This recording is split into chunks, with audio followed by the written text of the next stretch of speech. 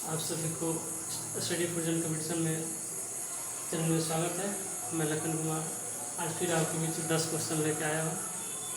ये 10 क्वेश्चन बड़ी ही मेहनत और अलग अलग टॉपिक को सिलेक्ट करके बनाया गया है ताकि एक टॉपिक को कवर करने के एटलीस्ट टॉपिक का 10% या 20% चीज़ को कवर किया जा सके। एक जैसे ये दिवस है, इसमें एक ही टाइप के पर्यावरण से संबंधित 4 दिवस को लिया गया है। मतलब हर एक क्वेश्चन अपने आप में एक टॉपिक है, क्वेश्चन नहीं है, टॉपिक है। इसमें से 4 से पॉइंट, 5 से पॉइंट, 6 पॉइंट एक्स्ट्रा पॉइंट भी जो उस टॉपिक का होता है हम कोशिश करते हैं उसको बता दें।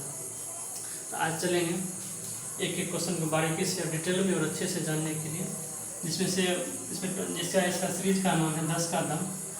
ये जनरल में बाकी में 10 का दम है कि एक क्वेश्चन में बहुत ही ज़्यादा जितना मैक्सिमम इंफॉर्मेशन हो सकता है, मैक्सिमम क्वेश्चन हो सकता है, वो हम डालने की कोशिश करते हैं। जो पहले 10 क्वेश्चन है, जिसमें पहला क्वेश्चन है बड़ी, अगर आप नहीं लिखते हैं फिर भी कुछ ध्यान से देखिए ताकि क्वेश्चन को ये समझिएगा क्वेश्चन किस तरह के और कितना मेहनत से बनाएगा। किसी भी एग्जाम में इतने डिटेल में आपको एक्सप्लेनेशन नहीं मिलेगा और क्वेश्चन का जो लेवल है बाकी नहीं हार्ड है नहीं लो है, मॉडरेट है, जो कि एग्जाम में पूछा जाता है। एग्जाम में पूछने का मतलब क्या हुआ, विभिन्न एग्जाम में जो मैंने दिया है और दोस्तों से अनुभव किया है कि इस टाइप क्वेश्चन ज़्यादा हाई नहीं रहता है, जो मीडियम जो चलता फिरता क्वेश्चन रहता है जिसमें बच्चा कन्फ्यूज करते हैं, उस टाइप क्वेश्चन पूछे जाते हैं। तो मैं पहला क्वेश्चन के बारे में बोलूँगा। हाल ही में किस राज्य के काले चावल को जीआई टैग दिया गया? जीआई टैग आप नाम सुने होंगे, जियोग्राफिकल इंडिकेशन होता है। ये हर एक किसी भी मतलब आइटम को किसी देश राज्य के विभिन्न चीज़ को, जैसे चावल, गेहूँ, मक्का या खाने का चीज़ है कुछ भी, उसको 10 साल के लिए जीआई टैग मतलब ओनली 10 साल के लिए दिया जाता है। तो इसमें से जैसे है कि काले चावल को किस राज्य ने दर्जा दिया? सब राज्य अपने अपने स्तर से अपने जो चीज़ विभिन्न चीज़ को, आइटम को, मतलब जो उस चीज़ का इंडिकेशन, उस एरिया का इंडिकेशन हो जाता है उसके लिए दिया जाता है। जैसे कि काले चावल के लिए ऑप्शन में है, काले चावल को जीआई टैग किस में दिया गया है? मणिपुर है, झारखंड, उड़ीसा, पश्चिम बंगाल। ये 4 ऑप्शन बारीकी से ही सेट किया गया है ताकि आपको चारों के बारे में हम बताएंगे कि अलग अलग राज्य का अलग अलग किस वस्तु को जीआई टैग दिया गया। जिसमें पहला है मणिपुर, झारखंड, उड़ीसा और पश्चिम बंगाल। तो जीआई टैग दिया गया, इसका सही आंसर हो जाएगा मणिपुर के ही काले चावल को जीआई टैग दिया। कितना वर्ष के लिए? 10 वर्ष, कुल 10 वर्ष के लिए जीआई टैग दिया जाता है। ठीक है। और सबसे प्रथम बार किसी वस्तु को दिया गया था वो दार्जिलिंग के चाय को दिया गया। इसमें हम देखेंगे एक आंसर हो गया कि मणिपुर, काले चावल का ये मणिपुर आंसर हो गया। उसके बाद हो गया झारखंड, उड़ीसा, पश्चिम बंगाल। इस सब के बारे में भी जानेंगे कि यहाँ का कुछ इंपॉर्टेंट चीज़ है उसको जीआई टैग दिया गया। जैसे झारखंड में है सोहराई कोहबर है। सोहराई हम तो लिख नहीं सकते, आप बारीकी सुनिए और इसको रिमाइंड कीजिएगा, अपने बुक पढ़िएगा आपको दिमाग में आएगा कि सोहराई कोहबर झारखंड में जीआई टैग दिया। उसके बाद उड़ीसा में क्या दिया गया है? कंदवाल हल्दी है। कंदवाल हल्दी को उड़ीसा में जीआई टैग दिया, मतलब 10 साल के लिए उसको रखा गया। चौथा ऑप्शन है पश्चिम बंगाल में है इसका पश्चिम बंगाल में ही देखते हैं, थोड़ा सा दिमाग से निकल गया पश्चिम बंगाल का। दूसरा क्वेश्चन देखते हैं, भारत में सबसे ज़्यादा मक्का उत्पादन करने वाला राज्य कौन है? मक्का उत्पादन राज्य कौन है? इसमें ऑप्शन में है पश्चिम बंगाल, आंध्र प्रदेश, मध्य प्रदेश और उत्तर प्रदेश। 4 ऑप्शन दिए गए हैं। क्या क्या? सबसे पहले क्वेश्चन बारीकी ध्यान से पढ़ेंगे, कोई हड़बड़ाहट में आराम से पढ़ेंगे। भारत में सबसे ज़्यादा मक्का उत्पादन करने वाला राज्य कौन है? ऑप्शन है पश्चिम बंगाल, आंध्र प्रदेश, मध्य प्रदेश और उड़ीसा है। तो इसमें देखेंगे हम, इसका आंसर हो जाएगा Andhra Pradesh, B number answer हो जाएगा। उसके बाद बच गया पश्चिम बंगाल, मध्य प्रदेश और उत्तर प्रदेश। तो पश्चिम बंगाल में सबसे ज़्यादा क्या होता है? चावल का उत्पादन होता है, चावल का उत्पादन पश्चिम बंगाल में सबसे ज़्यादा होता है। उसके बाद ये तो अंतर ही हो गया। मध्य प्रदेश में क्या है? जिसको सोया प्रदेश या सोयाबीन सबसे ज़्यादा होता है। दलहनी फसल सबसे ज़्यादा क्या होता है? मध्य प्रदेश में, और उसको इंडिया का हार्ट भी कहा जाता है। उत्तर प्रदेश में आ गया तो गन्ना, अर्थात गन्ना का उत्पादन सबसे ज़्यादा होता है। जब गन्ना सबसे ज़्यादा होता है चीनी का उत्पादन भी सबसे ज़्यादा होता है। प्रथम स्थान पर चीनी उत्पादन में उत्तर प्रदेश है। इसी कारण तीसरा क्वेश्चन देखेंगे, वर्तमान में भारत के शिक्षा मंत्री कौन है? इस टाइप क्वेश्चन आपको बुक में नहीं मिलेगा, लेकिन जो स्टूडेंट मतलब जेनून में एग्जाम दिए उनको मालूम रहता है कि क्वेश्चन किस किस तरह से पूछा है। खासकर हमको जब एक बार कोई भी एग्जाम देते हैं तो उस क्वेश्चन का जो अच्छे क्वेश्चन होते हैं, यूनिक होते हैं, उसका आंसर हमको पता चल जाता है और उनको याद रह जाता है।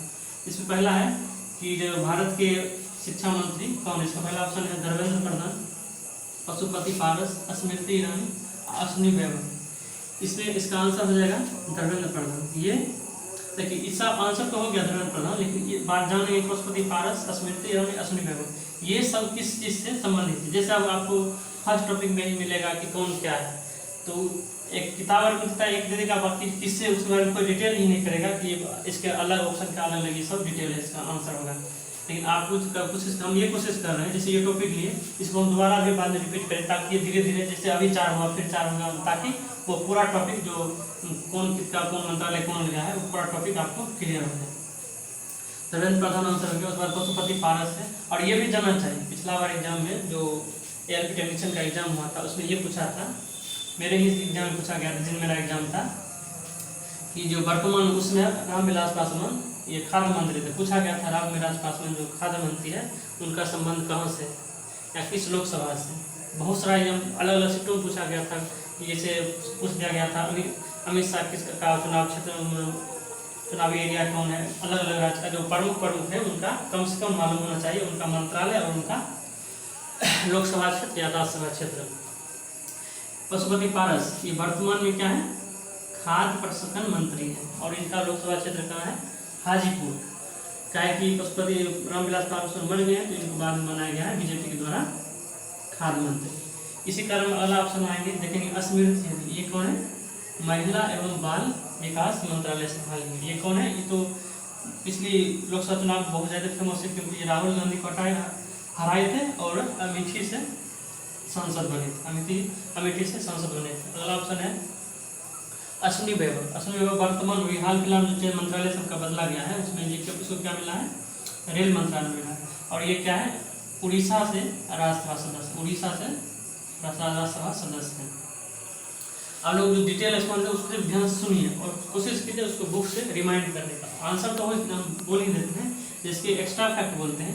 आप क्वेश्चन को एक क्वेश्चन को लीजिए, उससे संबंधित जो बुक में रहता है उससे अध्ययन करने की कोशिश कीजिए, ताकि आपको ज़्यादा से ज़्यादा कम समय में आपका करंट अफेयर बहुत ही मजबूत और एग्जाम के व्यू से बहुत ही स्ट्रिक्ट हो अच्छा हो जाएगा, ताकि आप एग्जाम में कन्फ्यूजन नहीं हो। करंट अफेयर बहुत ही वास्ट टॉपिक, उसमें आप 100% तैयारी कभी भी नहीं कर सकते, उसका कोई लिमिटेशन ही नहीं है, डेली चेंज होता है, डेली बदलता है। लेकिन जो मुख्य टॉपिक है, जो पिछले एग्जाम के पैटर्न जो पूछा गया है, हम कम से कम उतना मालूम होना चाहिए, ताकि जो सब स्टूडेंट बनाए वो हम भी बनाएं, और जो सबसे जो गलती होता है वो गलती हम नहीं करें, तो हम एग्जाम में अच्छा कर सकते हैं। इस तरह से चौथा क्वेश्चन इस क्रम में है। चौथा क्वेश्चन क्या है, जो भी क्वेश्चन है अपने आप में वीआईपी क्वेश्चन आप समझ सकते हैं। आप बुक उल्टा देखिएगा और देखिएगा कितना विभिन्न एग्जामों में पूछा गया, एक एक क्वेश्चन जो हम 3-4 एग्जाम में सारा रिलेट किया कि उस तरह के क्वेश्चन उसी टॉपिक से उसी तरह के क्वेश्चन आए। चौथा क्वेश्चन है, हॉर्नबिल उत्सव किस राज्य से संबंधित है। हॉर्नबिल उत्सव किस राज्य से संबंधित है, किस राज्य से संबंधित है। इसका ऑप्शन हो जाएगा ये, दरोगा की पीटी में पूछा गया था, ये जो दरोगा क्लियर हुआ इसकी पीटी में पूछा गया था, हॉर्नबिल उत्सव किस राज्य से संबंधित है। ये 4 जो जितना है ना ऑप्शन दिया हुआ है राज्य, इन्हीं 4 के राज्य में उल्टा पुल्टा कि इनका जो इम्पोर्टेंट उत्सव है वही पूछा जाता है। जैसे हॉर्नबिल उत्सव क्या है, नागालैंड का है, उसी तरह से हिमाचल प्रदेश, मणिपुर, उड़ीसा, 2-4 और भी हैं, लेकिन मैक्सिमम इसी एग्जाम से उठाया जाता है। जैसे मान लीजिए दुर्गा में पूछ लिया, अब मणिपुर का क्या है, मणिपुर का संघाई है, ये संघाई NTPC में पूछा गया था, NTPC जो मेरा एग्जाम उसमें पूछा गया था। उड़ीसा में, और उड़ीसा क्या, नोआखाई, ये बहुत सारा एग्जाम अभी NTPC एग्जाम ढेर एग्जाम पूछा गया। नोआखाई मतलब उड़ीसा का उत्सव क्या, नोआखाई है। मणिपुर का संघाई हो गया जो मेरे एग्जाम सिर्फ में पूछा गया था। नागालैंड ये दुर्गा पीटी में पूछा गया था, नागालैंड। हिमाचल प्रदेश से जो है इसका लोसार है, आपको कन्फ्यूजन है, लोनार है महाराष्ट्र का, लेकिन लोसार क्या है, हिमाचल प्रदेश का। ये चारों बारे जानते हो, हॉर्नबिल हो गया नागालैंड, जो बाकी 3 बच गया, हिमाचल प्रदेश, मणिपुर, उड़ीसा, इनके बारे में इसका लोसार हो गया, मणिपुर का संघाई हो गया, उड़ीसा का नोआखाई हो गया। इस तरह से चौथा क्वेश्चन के बारे में जो मैक्सिमम इन्फॉर्मेशन था वो देने के हम कोशिश किए। 5वां क्वेश्चन क्या है, हाल ही में तमिलनाडु के नए मुख्यमंत्री कौन बने। 4 स्टेट में जो नया मतलब ये हाल फिलहाल में इलेक्शन में है, सारा ऑप्शन उन्हीं का दे दिए कि जो आपको अभी जो नया हुआ है, चेंज हुआ है, वो आपको क्लियर हो जाए। तो इस क्वेश्चन का जो आंसर है तमिलनाडु के नए मुख्यमंत्री कौन है, ये है MK स्टैलिन। कौन है? MK Stalin. ये DMK पार्टी के, DMK तमिलनाडु में दो पार्टी है, AIDMK और DMK, AIDMK और DMK। तो इससे पहले AIDMK का था जो जयललिता से संबंधित है, और DMK ये करुणानिधि की पार्टी थी, उन्हीं का बेटा है MK स्टैलिन, ये अभी मुख्यमंत्री बने। इस तरह से 3 और ऑप्शन बाकी उनके बारे में जानेंगे। पश्चिम बंगाल, अभी हाल ही में पश्चिम WB जिसको बोलते हैं वेस्ट बंगाल, यहाँ के मुख्यमंत्री बने हैं ममता बनर्जी। और पिनराई विजयन ये कहाँ के हैं? केरल के। और हेमंत सोरेन कहाँ के हैं? हेमंत सोरेन है ये झारखंड के, झारखंड के। तो देखेंगे इस सब पार्टी के मतलब पार्टी से किससे संबंधित और पार्टी हो गया सर, इनका है TMC ममता बनर्जी, DMK ये है लेफ्ट पार्टी से, LIFT लेफ्ट पार्टी से है, ये है JHH जिसको झामुमो कहते हैं उस पार्टी से संबंधित। देखिए अब हम कोशिश करेंगे कि मतलब ये अलग अलग राज्य हैं, इनका विधानसभा में कितना सीट, ठीक है, विधानसभा में कितना सीट है। पश्चिम बंगाल में 294, जिसमें से 213 ममता बनर्जी जीती थी। और इनके पार्टी का जो सिंबल क्या है ये भी एग्जाम पूछा जाता है। देखिए इतना कितना अच्छा क्वेश्चन है। आप देख के बोलते हैं तमिलनाडु के मुख्यमंत्री कौन नहीं जानता, सब स्टूडेंट जानता है, लेकिन इनसे रिलेटेड इन्फॉर्मेशन आपको होना चाहिए कि अलग अलग जो है उनका। अब ये यही सब पूछेगा, पता है स्टैटिक होता है एग्जाम से, जो करंट टॉपिक है उसी से स्टैटिक पूछता था, उसी से जो वर्तमान टॉपिक से हैं करंट भी मतलब स्टैटिक भी पढ़ता है और करंट भी पूछता है। 294 के पश्चिम बंगाल, इसमें 213 जीत गया। इसका चुनाव किया है, दो जोड़ा फूल वाला है, 2 जोड़ा फूल का है। इनका है उगता हुआ सूरज, ये DMK पार्टी का चुनाव चिन्ह। लेफ्ट का है इनका हंसवा हो रहा है, वो देख लीजिएगा। बाकी जो है ये भी देख लीजिएगा। तो कोशिश कीजिए कि कम से कम ये जो विधानसभा का सीट है 294, यहाँ तमिलनाडु में है 234, और केरल में है 140, और झारखंड में है 80। एक और बात हाल फिलहाल में जिसमें असम का इनका हेमंत सोरेन है, यहाँ 126 विधानसभा सीट है। अगला 6 नंबर क्वेश्चन है कि IPL में सबसे ज़्यादा अर्धशतक लगाने वाले बल्लेबाज कौन है? IPL में सबसे ज़्यादा अर्धशतक लगाने वाले बल्लेबाज कौन है? तो पहला ऑप्शन है Rohit Sharma, MS Dhoni, David Warner और विराट कोहली। 99% स्टूडेंट इसी को मारेंगे, विराट कोहली को, क्योंकि इनका जब बहुत अच्छा परफॉर्मेंस रहता है अर्धशतक के मामले में IPL में। लेकिन इसका आंसर हो जाएगा 6 नंबर क्वेश्चन का, IPL में सबसे ज़्यादा कौन मारा है? David Warner. अब इनके बारे में एक लाइन हमको और एक्स्ट्रा याद होना चाहिए। विराट कोहली सबसे ज़्यादा रन बनाने के मामले में 1 नंबर पर है IPL में। रोहित शर्मा सबसे ज़्यादा ये ट्रॉफी जिताए हैं अपने, 4 बार है ना, मुंबई इंडियंस के कप्तान हैं, ये चेन्नई सुपर किंग के हैं, ये थे हैदराबाद, अभी चेंज होंगे, केएल विलियमसन बने, लेकिन उससे पहले कौन थे? David Warner. Virat Kohli RCB Bangalore के। इनके बारे में सबसे ज़्यादा कप जीते हैं, मतलब ट्रॉफी जिताए हैं, ये IPL के जीते हैं। MS धोनी क्या सबसे ज़्यादा स्टंपिंग किया, कैप्टन के नाते, कैप्टन में अगर बोला जाए सबसे ज़्यादा इन्हीं का। इसका आंसर हो गया डेविड वार्नर। उनके बारे में सबसे बता दिए। जो सबसे पूछे जाएगा सबसे ज़्यादा IPL अभी तक रन कौन बनाया है, तो विराट कोहली। सबसे ज़्यादा अर्धशतक किसका है? David Warner. 7 नंबर में है कि मालाबार युद्धाभ्यास बहुत एग्जाम पिछला बार ग्रुप डी में बहुत बार रिपीट और बहुत सारा पूछा गया युद्धाभ्यास कि कहाँ युद्धाभ्यास हुआ था।